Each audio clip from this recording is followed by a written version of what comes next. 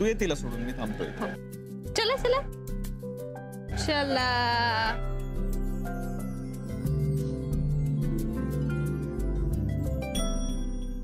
Hello आम्ही. Hello Mansi. Hello. हाय ईशा. हाय. हे बघ टीचर. नवीन बॅग. वाव मम्मा हे बघ. वाव किती छान. Very nice. हा कोणी आणले एवढे सगळे गिफ्ट्स? माझ्या बाबांनी.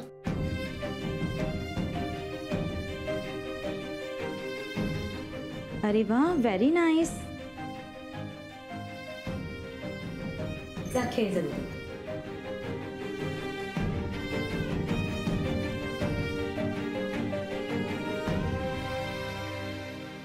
आपण स्वयंपाकाला लागूया चला. नको बाई, आधी ना त्याचा फोन येऊ दे, त्याच्याशिवाय माझे लक्षच लागणार नाही स्वयंपाक. ओ येईल ना त्याचा फोन. आणि एक सांगू का, आपण जर का असे इथे बसून फोनची वाट पाहत राहिलो ना तर मग अजून काळजी वाढते. त्यापेक्षा आपण कामाला लागूया ना. पूर्वी ना हे उशिरा यायचे म्हणून मला टेन्शन यायचं. म्हणजे वाटायचं की आता हे उशिरा येणार आणि आई त्यांना रागवणार. कधी एकदा हे घरी येत आहेत असं होऊन जायचं. आणि आता हे विक्रांतचं टेन्शन. पाहिलं, तुम्हाला ना टेन्शन घ्यायची सवय लागली आहे. कधी कधी काय वाटतं माहितीये, आपण ना या म्हणजे विक्रांतची आणि मोनिकाची पत्रिका बघितली नाही ना लग्नाच्या वेळेला, म्हणूनच हे सगळं शुक्ल काष्ट मागे लागले. काही धड होतच नाहीये माझ्या मुलाचं. सगळं सगळं वाईट याच्याच मागे का लागलंय? हे असं पत्रिका वगैरे न पाहिल्यामुळे घडतंय असं काही नाहीये हो बहिणी. बऱ्याचदा काय होतं, घडणाऱ्या गोष्टी आपण टाळू शकत नाही उगीच. अगं पण माझ्याच मुलाच्या बाबतीत का हे असं? आता हा विचार करत बसणार आहेत का? त्यानं काय होणार आहे? आणि आता इतकं टेन्शन घ्यावं असं आता काहीच घडलं नाहीये ना. तुला काय होतं असं बोलायला गीता? पण हा कुठे जातो, काय करतो, काहीच धड मोकळेपणाने माझ्याशी बोलत नाही. आता 2च दिवस झालेत हॉस्पिटलला जायला लागून आणि आता 3ऱ्या दिवशी गेलाच नाही. मला माहितीये वंशही तिकडे वैतागले असणार. मला ना हे विक्रांतचं वागणं अजिबात आवडलेलं नाहीये. चला चला चला चला आज चला, मी तुम्हाला ना मस्तपैकी कॉफी करून देते. तोपर्यंत विक्रांतचा फोन येतो की नाही ते बघा.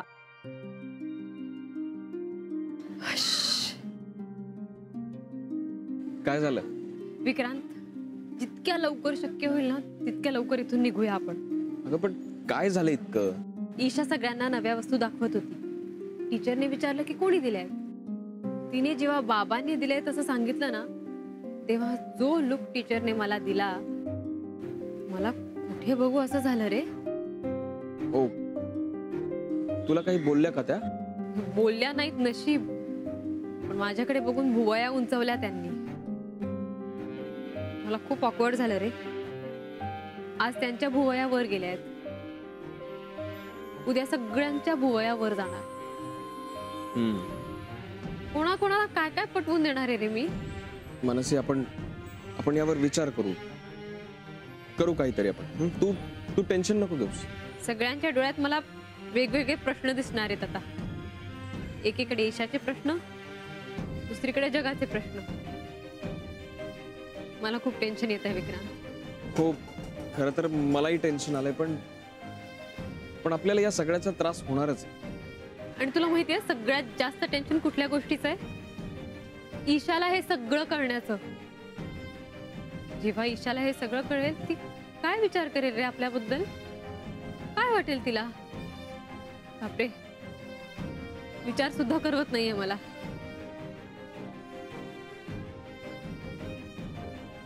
अगं ही मानसी कोणाबरोबर आली? काय माहिती, हेच की काय ईशाचे वडील? अगं काहीतरीच काय बोलते. वडिलांचं नाव कुठे लावते ईशा?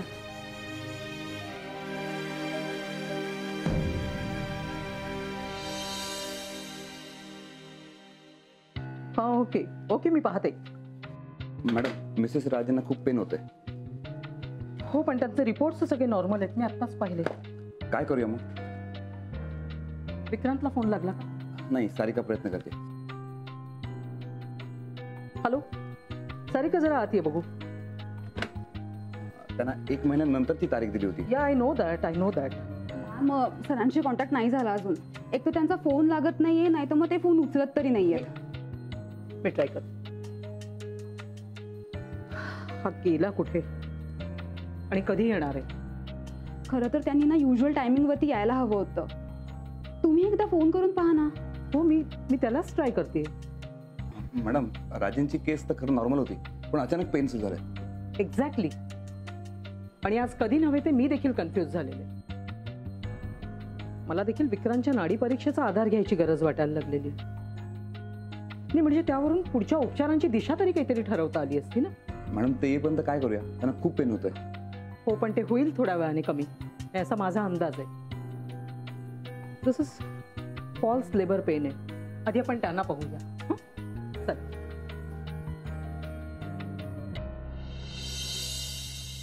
गीता, ए गीता, अगं सॉरी, झोपली होतीस का तू? नाही हो, बसा ना. अगं आपले दाणे भाजायचे ठरलं होतं ना, म्हणून आले होते बघायला. तू काय करतेस? ईशाचा विचार करत होते.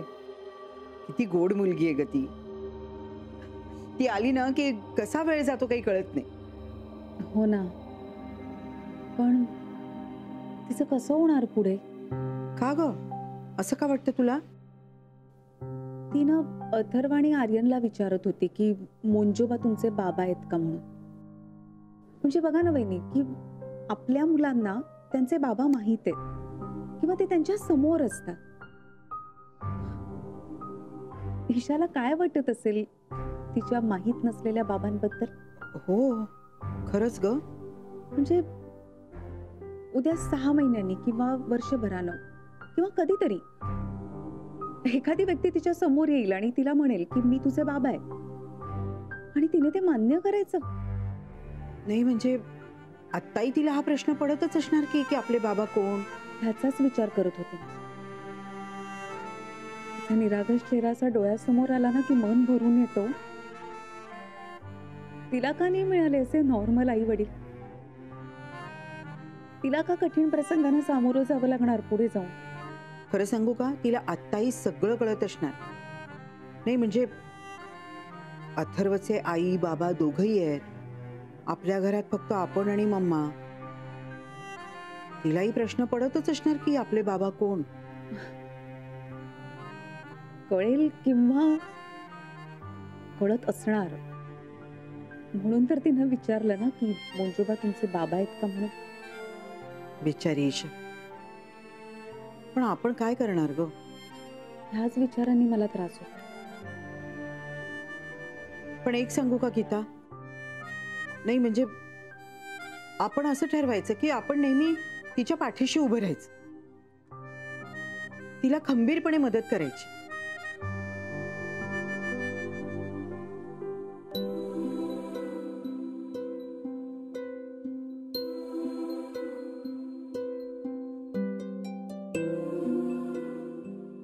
थँक गॉड विक्रांतने फोन उचलला, तो इथे आला.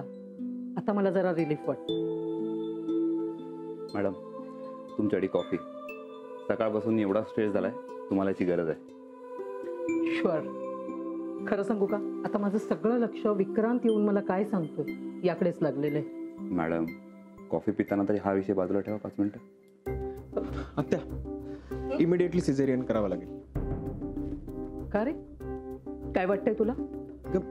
बाळाचे हार्टबीट मिळत नाहीये आणि आणि काहीतरी गडबड आहे, ब्लिडिंग पण होत आहे. You mean to say stillborn baby? Maybe. म्हणून लगेच सिझेरियन करा. आपण सोनोग्राफी करूया का? नाही नाही, आता घाईघाई सोनोग्राफी करू नका, ती होणार नाहीये व्यवस्थित, आणि त्यात वेळही घालवू नका. ओके डॉक्टर विकास, सिझरची तयारी करा बरं. Okay madam. सारिका, मिस्टर राजे बाहेर आहेत, त्यांना आतमध्ये पाठव. मला त्यांना परिस्थितीची पूर्ण कल्पना द्यायला हवी. Okay ma'am. ओके. आत्ता मी आहे बाहेर. Okay, thanks Vikrant.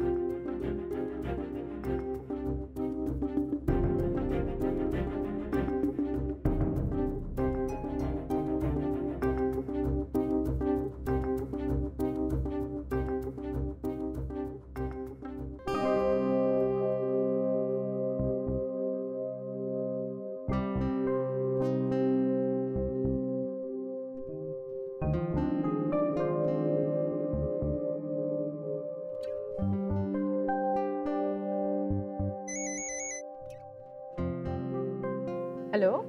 Hello Mansi, हा बोल विक्रांत. ईशाला कधी पिक करायचंय? 6 वाजता. तू जातोयस का? हो 6 वाजता. कठीण आहे का जरा, कारण एक क्रिटिकल केस आली आहे इथे हो ओके. आणि आत्ताच सर्जरी करते. सो मला इथे थांबावं लागेल. खूप टेन्शन आहे इकडे. ए इट्स ओके, राहू दे. I manage. बघते मी काय करायचं. नाही मी जातो तिला आणायला, पण मला एक 10-15 मिनिट उशीर होऊ शकतो. असं तू तिथे कळवशील का? ओके, मी त्यांना फोन करून बघते आणि मग तुला कळवते. Excuse me sir. एक मिनिट. हा बोल सारिका, काय झालं? सर एक चांगली बातमी आहे. नाव नो टेन्शन. बाळ जिवंत आहे. मिसेस राजेंना मुलगा झालाय. Thank God. आणि वजन थोडं कमी आहे, पण काळजी करण्याची काही गरज नाहीये. Good, very good. काय रे, काय झालं? मी तुला नंतर सांगेन सगळं एकत्रच. ओके. आणि हा, तू आता तिकडे काही कळवू नकोस. मी जाईन ईशाला घ्यायला. Okay okay, bye bye. चल.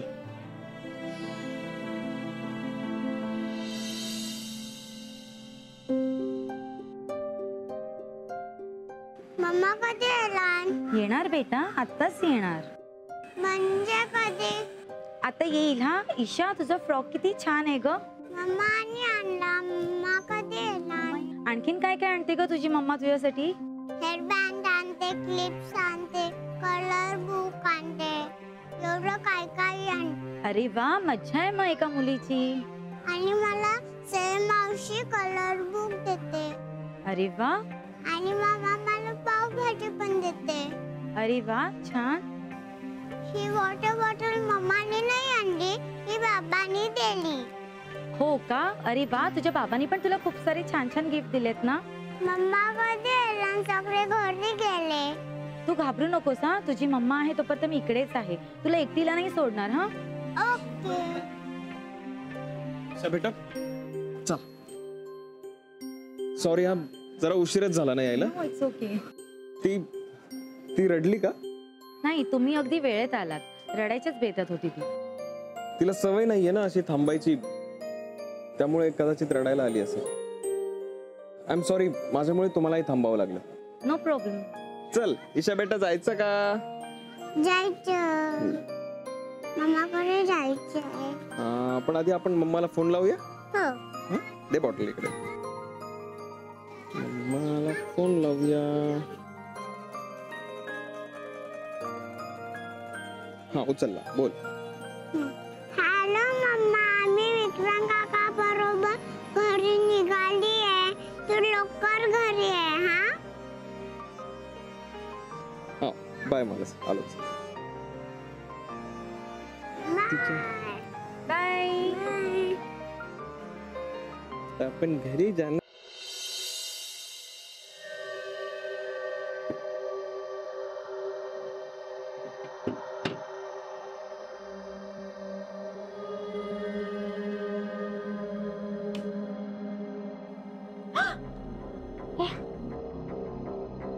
बापरे, दचकले ग मी. तू आता इकडे?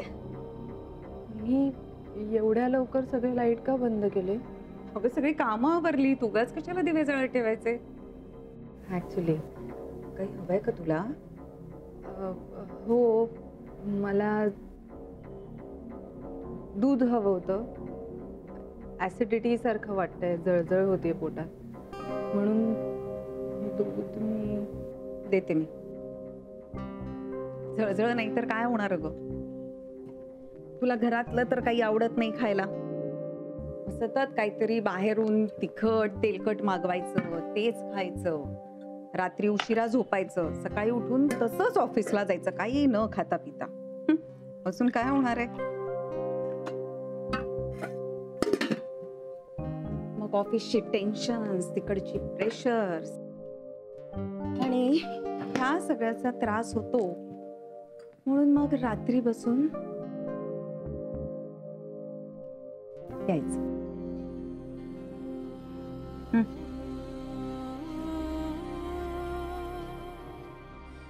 मोनिका, आपल्या लाईफस्टाईलचा आपण विचार करायला हवा.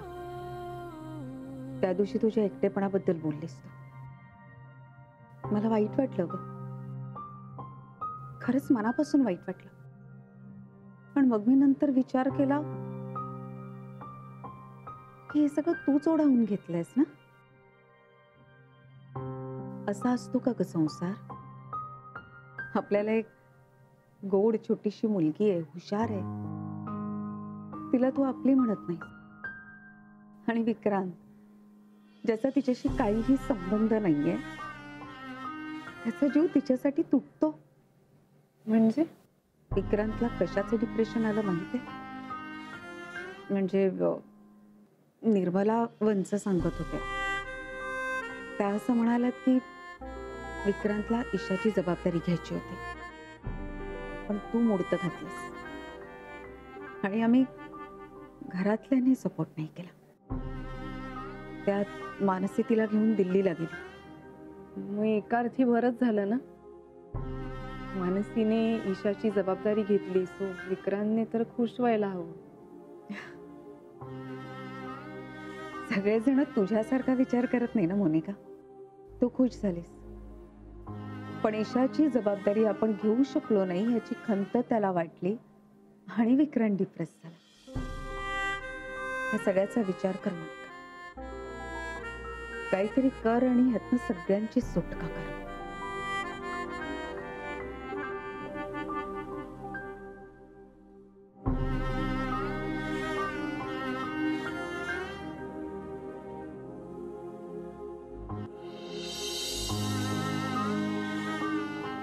हॅलो बाबा, तू कशी आहेस मी छान आहे. पिल्लू? मी मी मी तुला एक गोष्ट सांगतो. हा, गोष्ट सांगतो.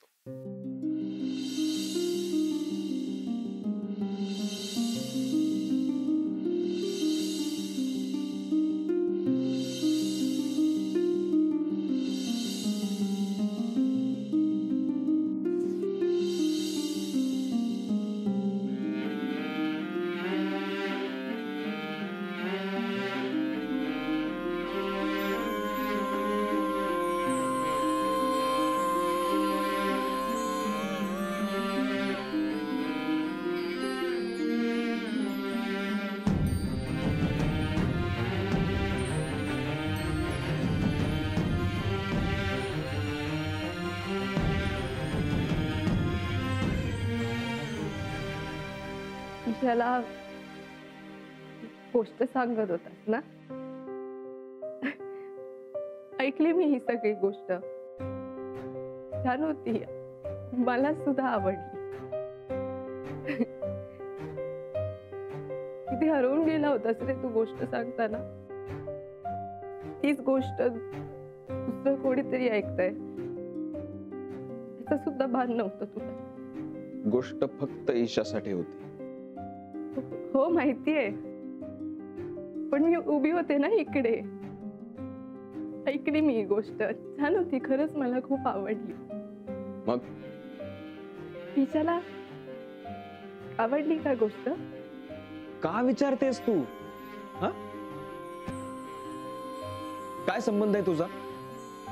सांग. विक्रांत, मी काय काय बोलणार आहेस? काय आहे तुझ्याकडे बोलायला? आहे मोनिका, तू जगातली एक नंबरची स्वार्थी बाई आहेस,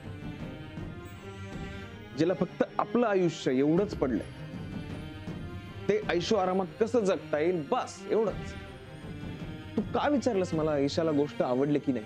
हा, तुला काही फरक पडतो? ती हसते किरडते याने काही फरक पडतो तुला? बोल ना. तुला फक्त पैशांमध्ये इंटरेस्ट आणि स्वतःला सगळ्या सुख सुविधा मिळतायत की नाही एवढंच, बाकी काही नाही. तू उगाचच खरंच ईशाची काळजी करतेस असं मला दाखवू नकोस. आता जे काही बोलत होते ना ते फार मनापासून बोलत होते, पण तू समजून घेत नाहीयेस. ऍक्च्युली तू समजून घ्यावंस अशी सुद्धा इच्छा नाहीये माझी. It's okay. विक्रांत, तू इतक्या टोकाला गेलायस ना की मी तुझ्याकडे एखादी संधी मागणं तर चूक आहेच, पण तू मला एखादी संधी द्यावी अशी मी अपेक्षा करणंही फार चुकीचं आहे.